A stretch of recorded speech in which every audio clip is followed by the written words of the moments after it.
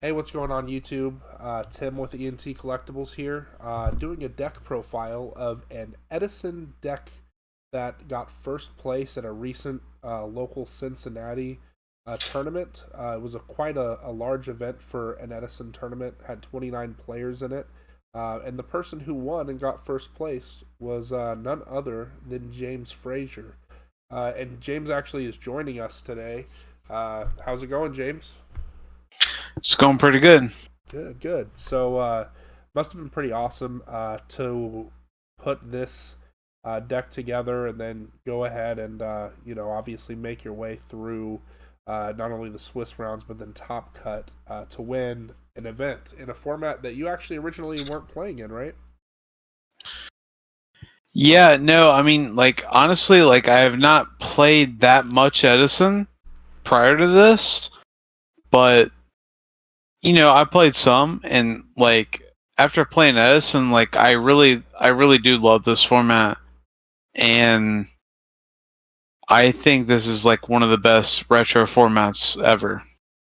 Yeah, I'm in an agreement. I'm a big fan of this format. You know that. You and I have played tested and had some fun playing some games together. So, why don't we, before we hop into this deck profile specifically, you went X1 in Swiss, and then obviously it Yeah. was a top eight cut, and obviously you won all throughout top eight to win the whole thing.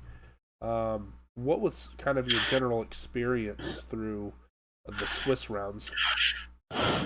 Okay, so, I went 4-1 in Swiss.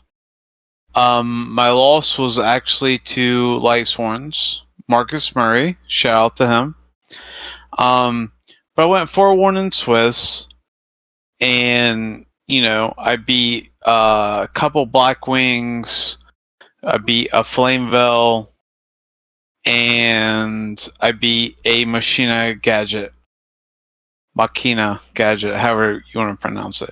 Like that's how my Swiss rounds went. I Right? gotcha. Um, in top eight, do you want me to go into top eight? Yeah.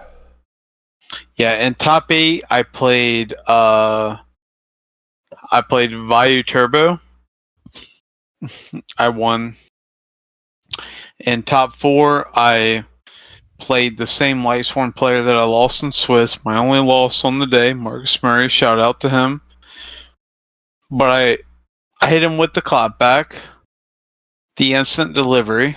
You know what I mean? And I beat him. And then in the finals, I beat the one and only Cody Miller. And honestly, let's backtrack. I played Marcus in top eight.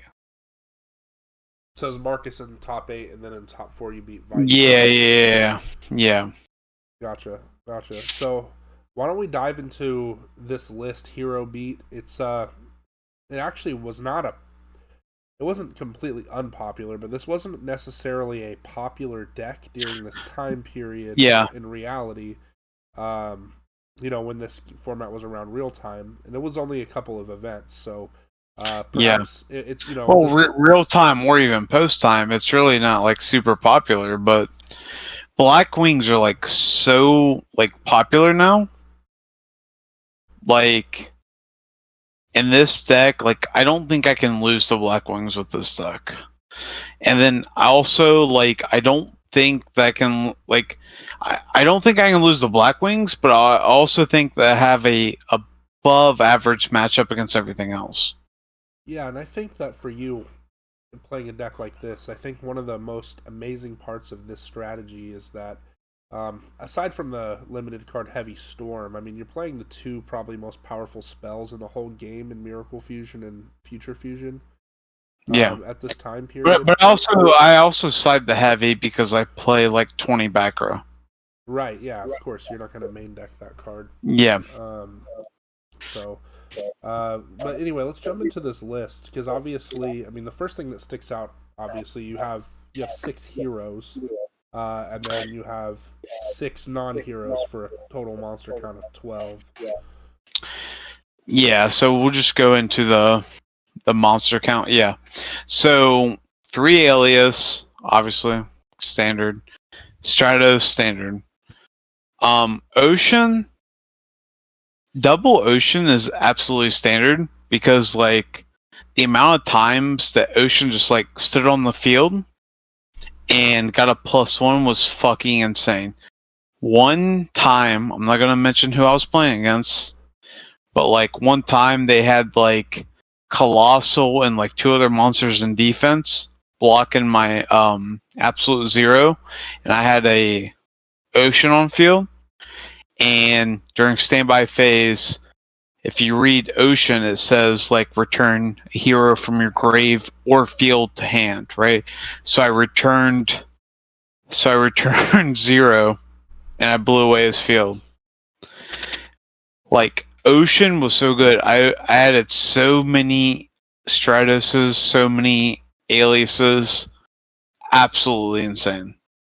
And then going to the other monsters, Cyber Dragons are just big and they're lights. They work with Honest. Honest, I don't even think I have to say much about that. Very but powerful in that format. Yeah.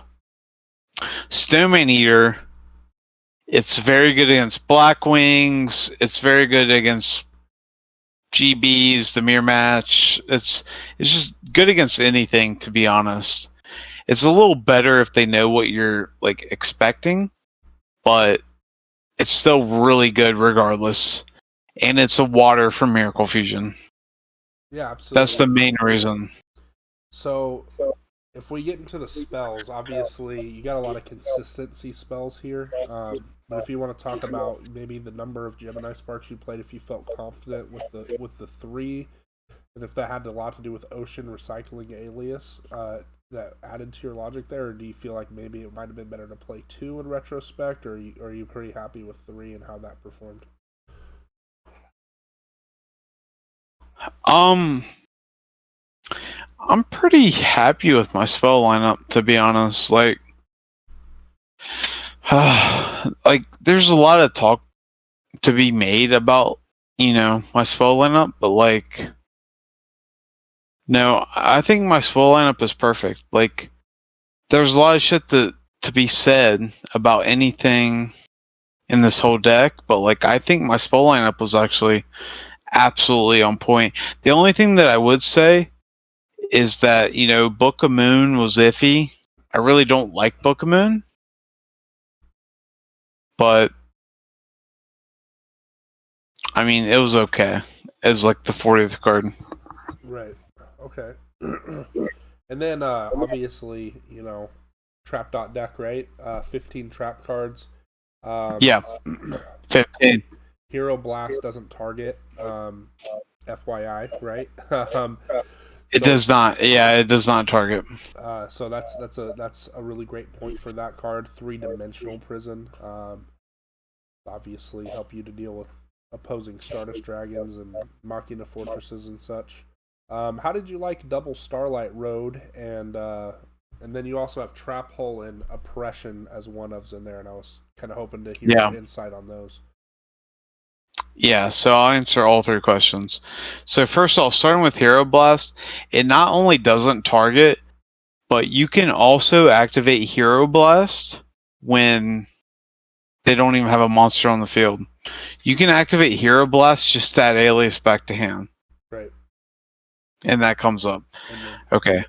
Then we'll go to... Gemini Spark also tributes its cost, so you can actually activate that in tandem if someone heavies as well, which is kind of crazy. Yes. And then we'll go to Starlight Road. Yeah.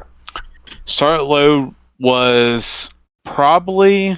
Starlight Road was probably, my MVP of the weekend, to be honest. Because I played against so many Blackwings that played, 3 Icarus, right? And then all the other cards that would trigger it. And it just allowed me to set 3 turn 1. Even if I had 5 to set, I would just set 3. Sometimes I'd only set 2.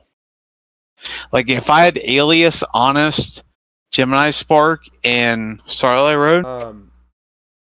So you opted for Soul Taker over, say, I don't know, Vortex or Smashing Ground. So I'm just a little curious as to your kind of thought process behind that. Yeah, well, Vortex, I don't want to lose card advantage. Smashing Ground is because I want to pick where I'm popping, because like a lot of hero mirrors, I like I don't want to play Smashing because the highest defense is not what I want to pop. Gotcha. And then, so to round out kind of the rest, you play a Trap Dust Shoot. I imagine that's probably just if you know you're going first, you side it in type thing. Yeah. Okay. Against some matchups I don't even put it in. Gotcha. And then you play Shadow and Light Mirror. Just to remind folks of what kind of decks are in the format, what you kind of use those for. Yeah, so Light Mirror is just against Lightsworns, pretty much, because I think Lightsworns have the best matchup against me. That makes sense. And Shadow Mirror, like, I'll put these in against Blackwings,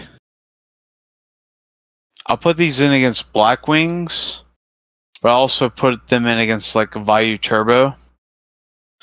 And those are completely different decks, but like I still want to like negate the shit from Grave, like stop the Vayu, stop the Plague. Yeah.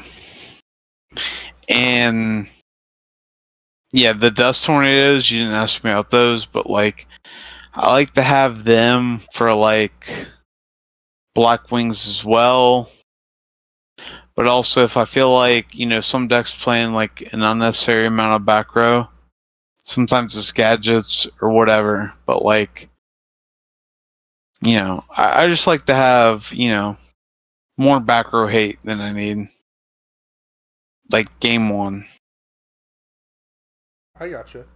And then, so you said your worst match was probably Lightsworn. You really like your matchup against Blackwings though, which is probably the most popular deck in that format at the moment. So overall, you seem pretty happy with the way your deck ran, and your only slight gripe is maybe that you wish Book of Moon wasn't maybe Book of Moon, maybe something else. But aside from that, sounds like your deck ran smooth, being able to top 4 finals. So that's 7-1 overall. Yeah, like my only loss in Swiss, I caught them back in top 8. Absolutely.